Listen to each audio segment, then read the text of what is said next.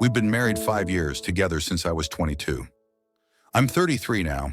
When we first got together, I thought he was the most stable person I'd ever met.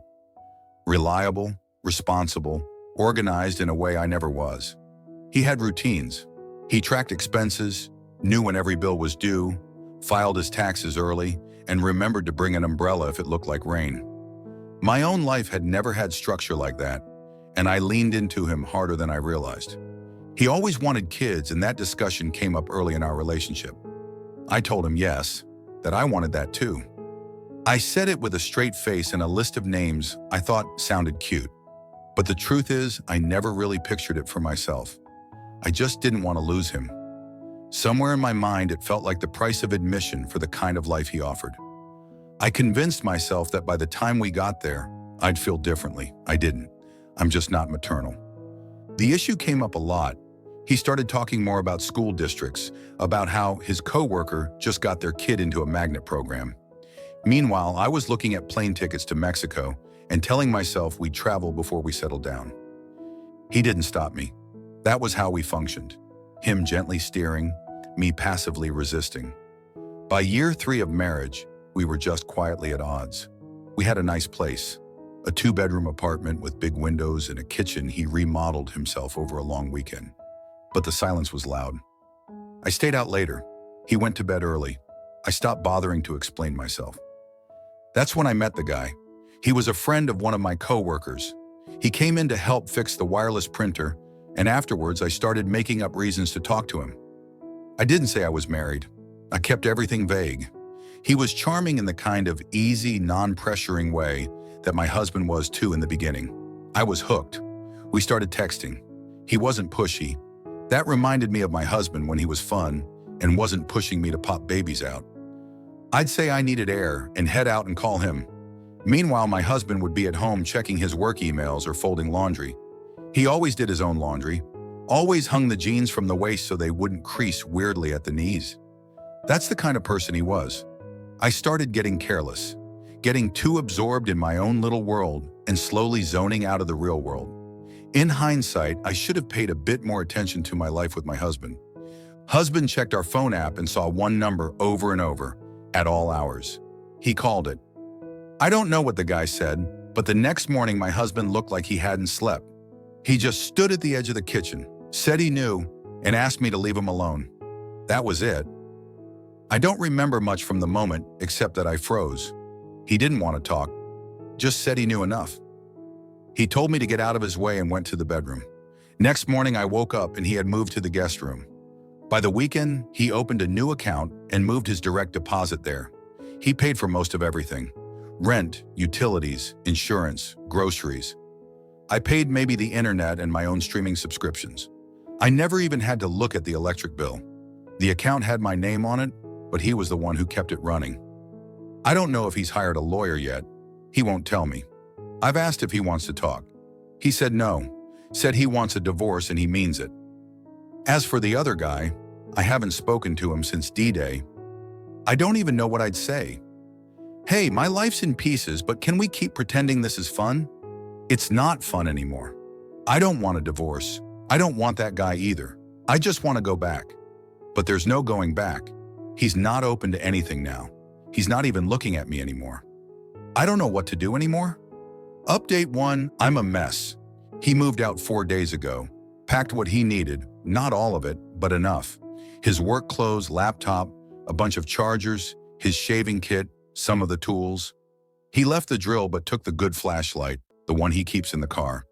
He didn't say where he was going, just said he wasn't going to keep paying for our apartment when it houses me. I didn't argue. I was frozen in place. I freeze up a lot these days. I go into some kind of a trance, and when I do, I can't think or move. I don't know if he's crashing with friends or got a hotel or what. He stopped replying anything that isn't about finances. He told me to send receipts if I buy anything shared so he can keep track for the split. He's acting like I'm already someone from a past life. I've had to start thinking about money for real now. My job only gives me 22 hours a week, and that's if someone else doesn't need coverage. Rent alone is 3/4 of my paycheck, and utilities haven't even hit yet. I've been turning off the AC unless it's unbearable. and eating frozen meals from the discount rack.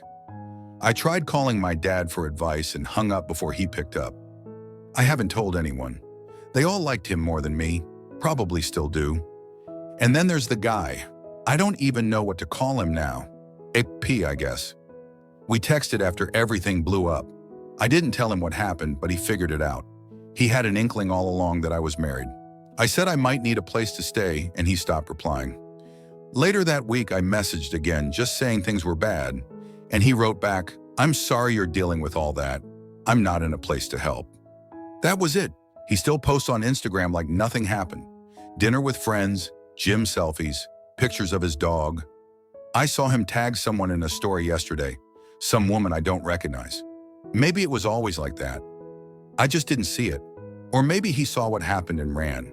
If he knew I was married and still slept with me, I believe it's only fair if there are consequences for him too. But it seems life doesn't operate that way. Either way, he doesn't want me now. I asked my landlord what the penalties would be if I break the lease. It's 2 months' rent and forfeiting the deposit. I can't afford that. So now I'm trying to find a roommate. But most people don't want to live with someone going through divorce drama, especially mid-lease. One woman came to look and asked why I had so many frozen burritos and no furniture in the second room. I didn't have a good answer. Final update, it's official. He hired a lawyer. I got the email today from a firm with his last name in the subject line. It was about dividing assets, ending the lease, and ceasing joint obligations. I read it on my phone standing in the kitchen, next to the coffee maker he picked out. I didn't respond. I've read it 5 times and I still don't know where to begin. I can't afford representation. I don't even know where I'd get the money for mediation. I'm still behind on last month's rent. I asked the AP again if he'd help me find a place or even let me sleep on the couch for a while. He read the message but didn't reply. I followed up the next day and he finally said he doesn't think it's a good idea to stay in contact right now. I stopped replying too after that. I don't want to feel unwanted right now. So I've started selling stuff. Old clothes, electronics, even some of the nicer cookware we got as wedding gifts. I tried pawning the stand mixer. The guy at the pawn shop offered me $40 and looked bored the whole time. I've applied for more shifts at work, but everyone's cutting hours because business is slow. The landlord gave me a deadline. Either pay the next month or break lease and get out by the 15th. I haven't told my parents. They'd say I brought this on myself, and they wouldn't be wrong, but I still can't hear it from them. I've thought about asking him, my husband, soon-to-be ex, if he'd just talk to me, just once more. But I already know what he'd say. He doesn't owe me anything anymore. And I get that in certain ways. I made promises I knew I couldn't keep, and then I started outside our so-holy marriage. I still wake up expecting his keys in the bowl by the door. There's this instinct to text him random things like, "We're out of coffee," or "Did you pay the water bill?" And then I remember it's not we anymore. I don't know what happens now. I don't have some plan. I'm not working on a redemption arc or healing journey yet. He won't be at the other end of anything anymore, and neither will AP. I used to think I'd figure it out before it got this far, but I didn't, and now it's just this.